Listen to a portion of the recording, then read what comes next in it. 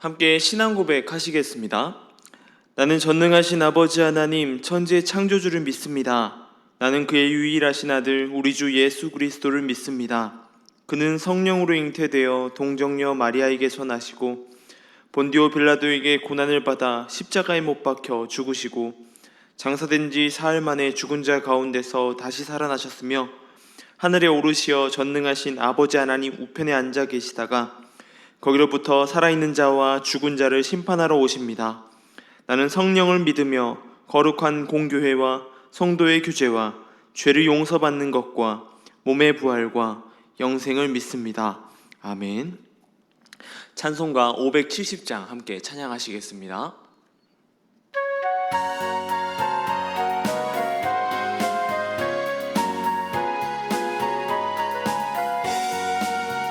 주는 나를 기르시는 목자요, 나는 주님의 귀한 어린 양.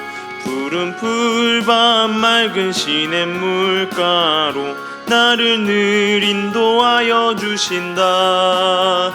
주는 나의 좋은 목자, 나는 그의 어린 양. 저를 따라 꼴을 먹여주시니 내게 부족함 전혀 없어라.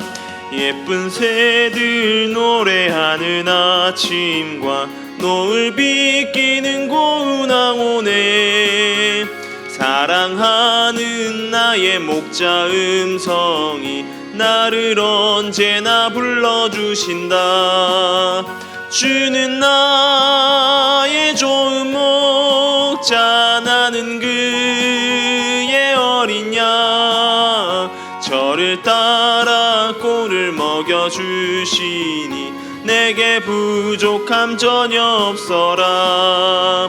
못된 짐승 나를 해치 못하고 거친 비바람 상치 못하리. 나의 주님 강한 손을 펼치사 나를 주야로 지켜주신다. 주는 나의 좋은 목자, 나는 그의 어린 양. 저를 따라 꼴을 먹여주시니 내게 부족함 전혀 없어라. 아멘. 오늘 함께 볼 말씀은 여호수아서 9장의 말씀입니다. 9장 16절에서 21절까지의 말씀입니다.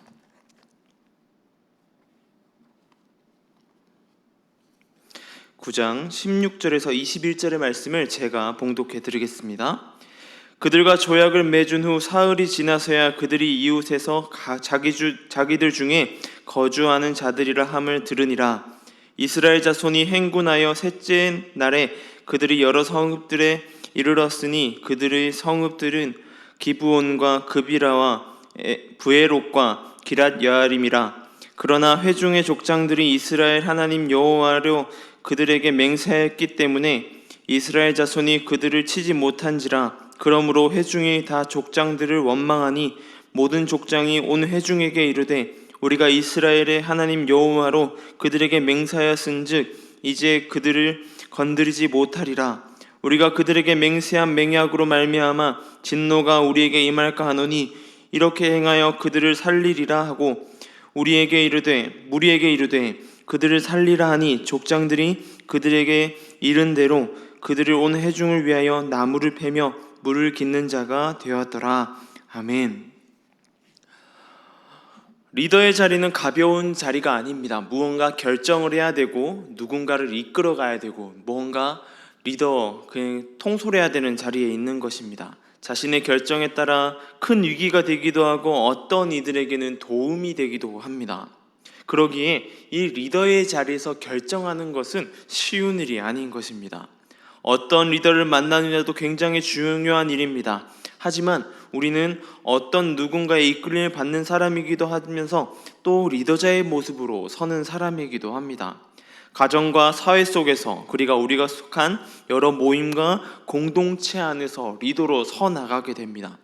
그런 리더로 나아갈 때에 우리에게 필요한 것이 두 가지입니다. 그것이 바로 경건과 통찰력입니다.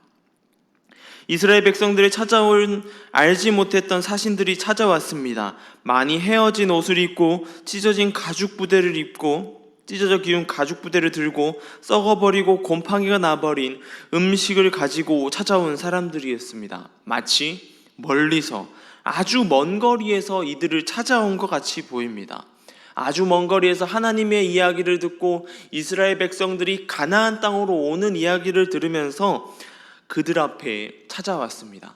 근데 그 찾아온 모든 것이 거짓말이었습니다. 그들은 가나안 땅에 거주하였던 기브온 주민들이었습니다. 그들이 거짓말한 이유는 한 가지입니다. 바로 살기 위하여서였던 것입니다. 두려움으로 인한 것이죠. 오늘 본문을 보게 되면 이스라엘 백성들이 이 사신들 기브온 주민과의 조약을 맺어지고 3일이 지나서야 그들이 가나안 땅에 거주하는 사실을 알게 되었습니다. 그들의 이야기가 거짓말이라는 것을 그때서야 알게 된 것이죠. 3일 정도 걸으면 만날 수 있는 곳에 그들이 거주하고 있었던 것입니다. 진퇴양난입니다. 죄악을 했기 때문에 그들을 멸할 수도 없고 하나님의 명령은 가나안 족속을 다 멸해버리라고 하였기 때문에 이럴 수도 없고 저럴 수도 없는 상황인 것입니다. 깜깜합니다. 14절에서 여호와의 말씀을 듣지 않고 불순종했기 때문에 했을 때의 일을 이스라엘 백성들은 몸소 체험하였습니다. 하나님의 방향과 다른 곳으로 가면 어떻게 되는지를 알고 있었던 것입니다. 시내 광야 가데스 바네아에서 그들의 결정 때문에 40년의 시간을 돌고 돌아왔습니다. 그리고 아이성에서 하나님의 말씀을 듣지 않고 자신들의 힘으로 이겨보려고 하였더니 처음 맛보는 패배를 맛보게 되었습니다.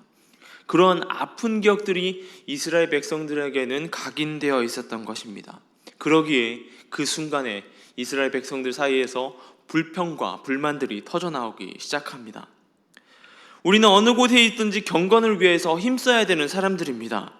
이스라엘의 인도자였던 여호수아와 족장들은 어찌 보면 민감하고 예민하다 할 정도로 경건해야 될 사람들이었습니다. 하나님 앞에 서 있다면 이러한 일이 발생하지 않았을 것입니다.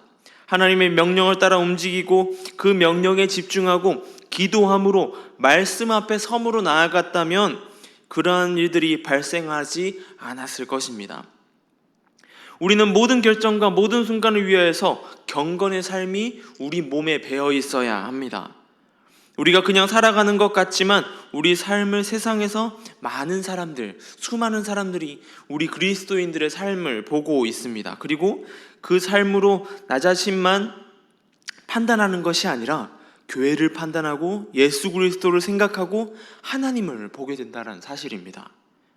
우리는 날마다 경건하기 위해서 힘써야 합니다. 그 삶을 지향하면서 살아가야 되는 것입니다. 하지만 그렇게 사는 것이 결코 쉬운 일이 아닌 것입니다. 애석하게도 우리는 인간입니다. 날마다 넘어지고 또 넘어지는 자들인 것입니다. 약하디 약한 존재입니다. 오늘을 살아가다 넘어지고 오늘 열심히 살다가도 힘든 일이 발생하는 것이 우리의 삶입니다. 약하기 때문에 우리는 더욱더 하나님 앞에 여호와 앞에 굳건하게 서기 위하여서 경건한 모습으로 나아가야 되는 것입니다.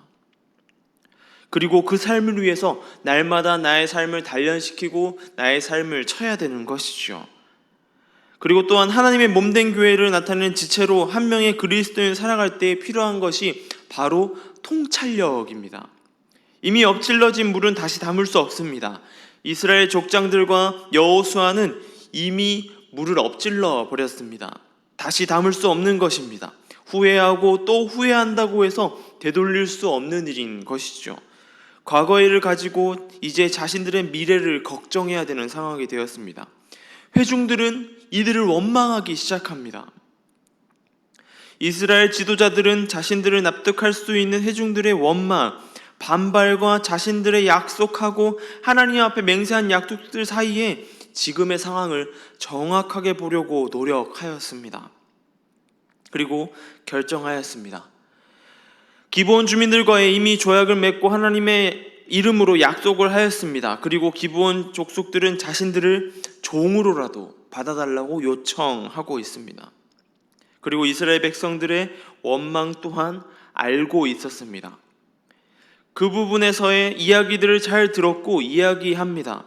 그들과의 약속하였기 때문에 살려두지만 그들은 이제 온 회중을 위하여서 나무를 패고 물깃는 자가 되었다라고 하는 사실입니다. 우리는 우리의 삶을 놓고 많이 고민해야 합니다. 그리고 그리스도인은 그리스도인으로의 삶을 고민하는 삶이 되어야 합니다. 말씀으로 살아가고 말씀 안에 살아간다고 하지만 그것이 말처럼 쉬운 일은 아닙니다. 2000년이라는 세월보다 더 전에 쓰여진 말씀은 우리의 삶과는 거리가 있을 때가 많이 있습니다.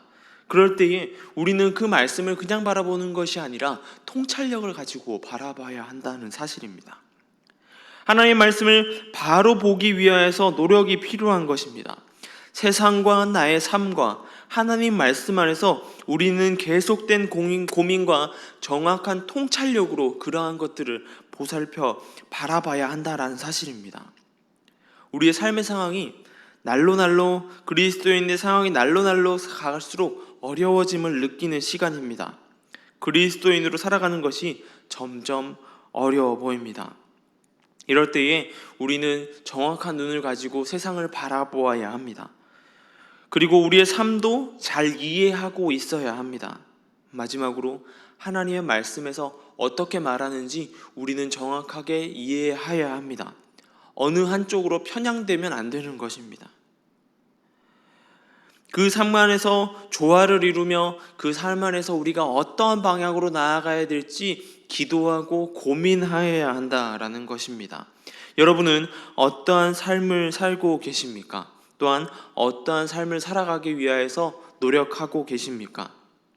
오늘날 삶을 살며 경건을 놓치지 않는 삶 되길 소망합니다. 그리고 통찰력으로 세상을 바라보는 저와 여러분을 되길 소망합니다. 그렇게 바라볼 때에 세상 가운데 그리스도인으로, 한 명의 그리스도인으로 그리고 예수 그리스도의 삶을 나타내고 하나님을 나타내는 저와 여러분 될 줄로 믿습니다. 오늘 하루 삶 가운데 그러한 믿음 가지고 그러한 통찰력 가지고 경건한 삶으로 나아가는 저와 여러분 되길 소망합니다. 기도하겠습니다.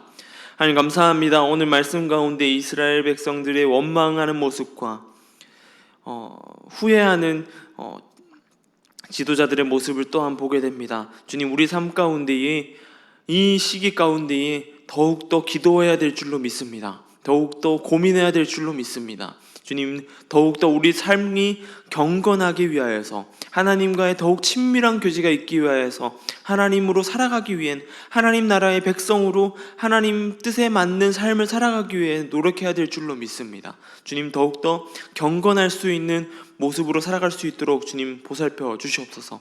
또한 이 세상 가운데 정확한 눈을 가지고 세상을 바라보며 우리의 삶을 바라보고 또한 하나님의 말씀 안에서 살아가기 위한 통찰력을 넓혀갈 수 있는 우리의 모습 되길 소망합니다. 그 말씀 가운데 서게 하여 주시고 온전히 주님과 동행할 수 있도록 주님 함께하여 주시옵소서.